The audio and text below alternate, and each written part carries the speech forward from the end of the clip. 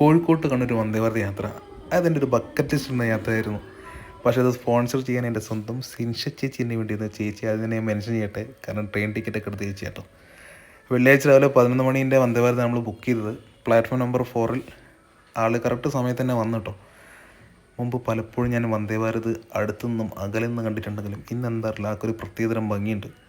ചിലപ്പോൾ ഞാൻ എൻ്റെ ജേണീൻ്റെ എക്സ്പെക്റ്റേഷനും അതുപോലെ എക്സൈറ്റ്മെൻറ്റും കൊണ്ടായിരിക്കാം, പക്ഷേ ആൾ പൊളിയാണ് കേട്ടോ.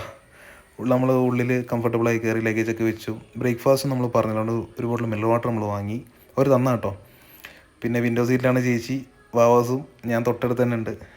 ഈ ചില്ലിൻകൂട്ടിൻ്റെ ഉള്ളിൽ നിന്ന് പുറത്തേക്ക് എഴുതുന്ന കാഴ്ചകൾ ഒരു പ്രത്യേക വൈബ് കേട്ടോ. പ്രത്യേകിച്ച് ഒരു ട്രെയിൻ ജേണും കൂടി ആകുമ്പോൾ കാഴ്ചകൾ അത്യാവശ്യം ആസ്വദിച്ച് ഒരു 1.5 മണിക്കൂർ കൊണ്ട് നമ്മൾ കണ്ണൂരെത്തി. ഏറ്റവും ബെസ്റ്റ് എന്ന് പറയുന്നത് ഇവിടെ നമുക്ക് സേവ് ചെയ്യുന്ന സമയമാണ്. സമയം സേവ് ചെയ്യാൻ ഇങ്ങനത്തെ ജേണി വളരെ അത്യാവശ്യം തന്നെ കേട്ടോ.